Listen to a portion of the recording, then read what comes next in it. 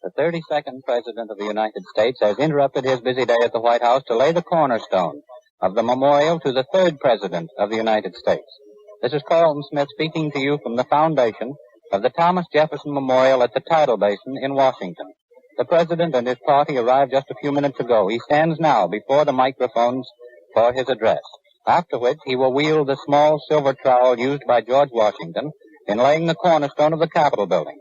Mr. Stuart G. Giboney, chairman of the Memorial Commission, will introduce the chief executive. The cornerstone is at the moment raised over the platform on which it will be placed in just a few moments. We present Mr. Giboney. Ladies and gentlemen, it gives me great pleasure to present to this assemblage the President of the United States, Honorable Franklin Delano Roosevelt.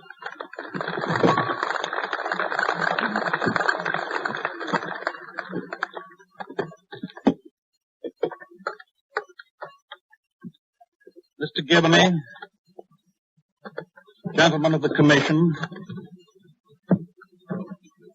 this is the second occasion on which I have had the privilege of coming in an official capacity to this site.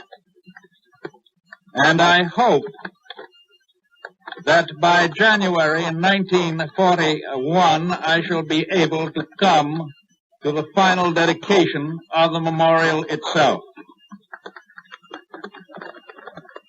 In the earliest days of this republic of ours, the republic under the Constitution, the representatives of the several states of the Union were in substantial agreement that a national capital should be founded in a federal district set apart from the jurisdiction of any individual state.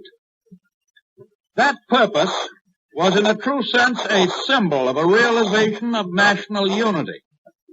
And the final location of the national capital in this place proclaimed a proper compromise between the interests of the North, the South, the seaboard, and the interior as they existed at that time. In all of the 150 years of our life as a constitutional nation, many memorials to its civil and military chiefs have been set up in the national capital.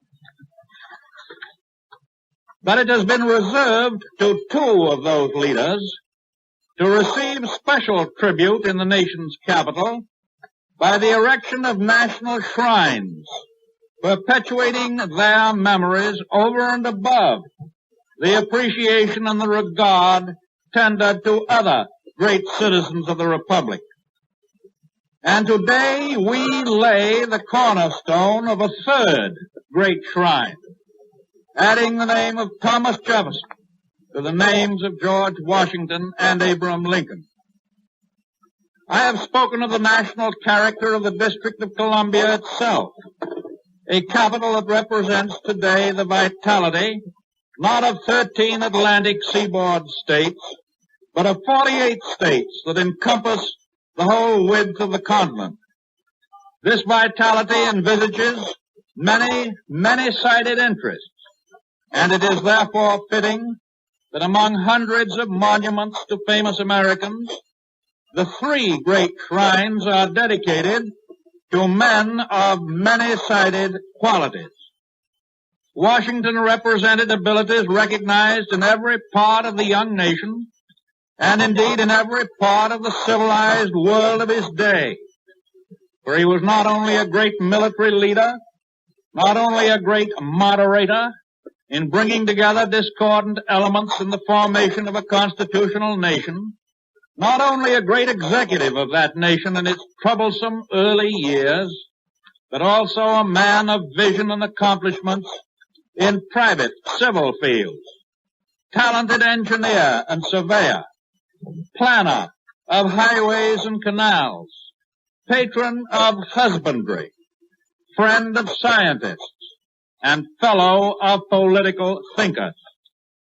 Lincoln, too, was a many-sided man, pioneer of the wilderness, counsel for the underprivileged, soldier in an Indian war, master of the English tongue, rallying point for a torn nation, emancipator, not of slaves alone, but of those of heavy heart everywhere, foe of malice, and teacher of goodwill.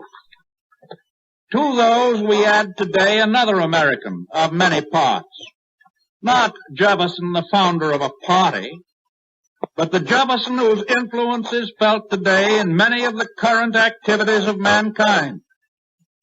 When in this year of 1939, America speaks of its Bill of Rights, we think of the author of the Statute for Religious Liberty in Virginia. When today Americans celebrate the anniversary of the 4th of July, 1776, our minds revert to Jefferson, author of the Declaration of Independence.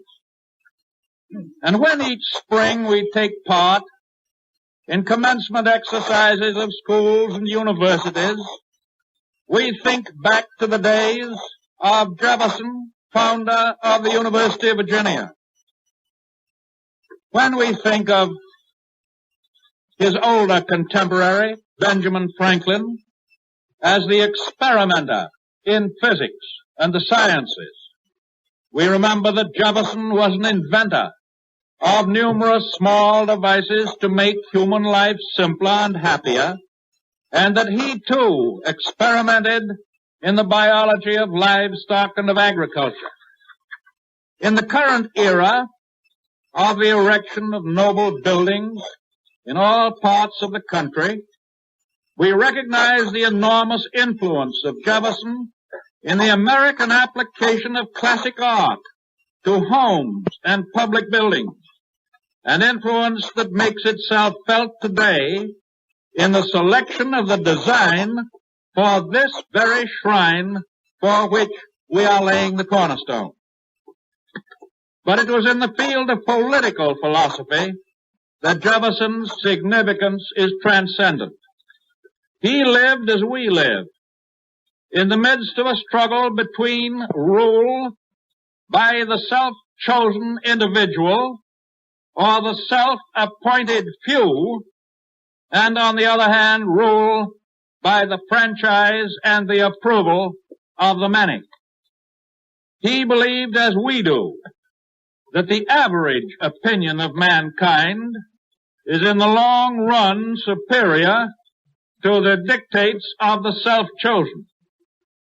During all the years that have followed Thomas Jefferson, the United States has expanded his philosophy into a greater achievement of security of the nation, security of the individual, and national unity than in any other part of the whole round world.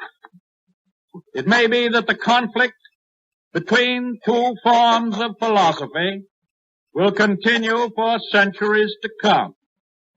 But we in the United States are more than ever satisfied that the Republican form of government, based on regularly recurring opportunities to our citizens to choose their leaders for themselves. And therefore, in memory of the many-sided Thomas Jefferson, and in honor of the ever-present vitality of his type of Americanism, we lay the cornerstone of this shrine.